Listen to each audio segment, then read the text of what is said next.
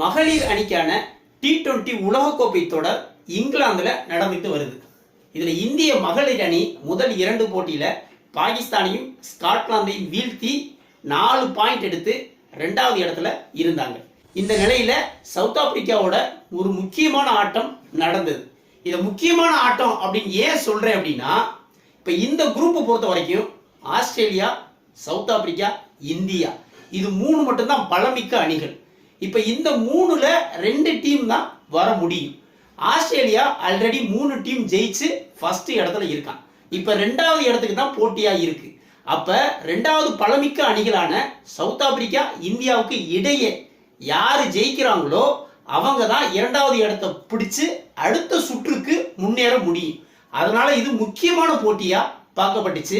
Toss win பண்ண இந்திய மகளிர் அணி 158 ரன்களை எடுத்தாங்க.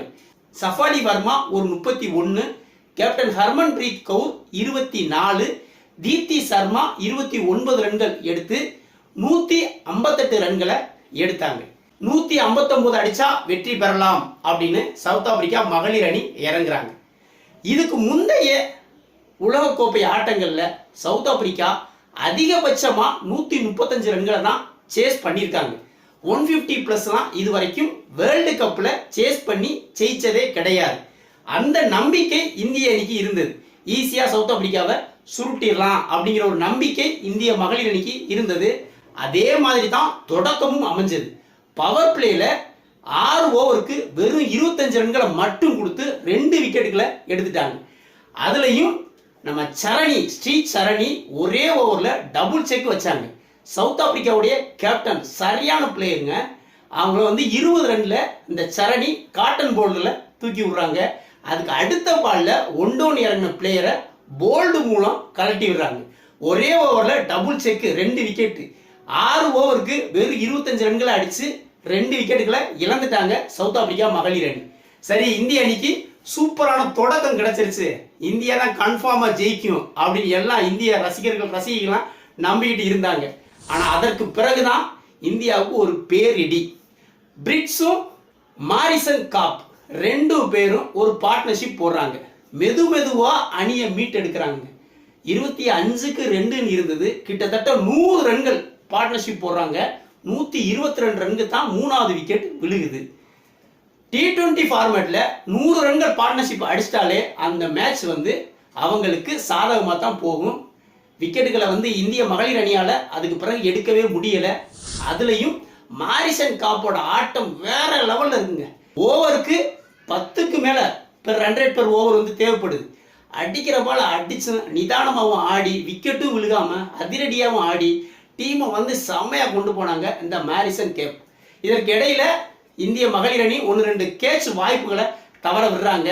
அதுவும் ஒரு பெரிய பின்னடைவா இந்திய மகளிர் அணிக்கு அமைஞ்சு போச்சு. ஆனாலும் ஓவருக்கு 10 ரன்களுக்கு மேல அடிக்கணும் அப்படிங்கிற கண்டிஷன்ல நம்பிக்கையோட கடைசி வரைக்கும் போராடினாங்க. 16 ஓவருக்கு 122 ரன்னுக்கு 3 விக்கெட்டுகளை இழந்திருந்தாங்க. இப்படிக்கு கடைசி 4 ஓவர்ல 40 ரன் தேவைப்படுது. அப்பயும் இந்திய மகளிர் அணி நம்பிக்கையோட பந்து வீசுறாங்க. அங்கதாங்க ஒரு பெரிய மிஸ்டேக் நடக்குது. 65 ரன்கள் அடிச்சிருந்த மாரிசன் காப்புக்கு ஈஸியான கேட்ச் ஸ்ட்ரைட்ல அந்த குரூஷியல் டைம்ல அந்த ராதாங்கிற பிளேயர் கரெக்டா கையிலேயே விழுங்க. ஈஸியான கேட்சை மிஸ் பண்ணுவாங்க.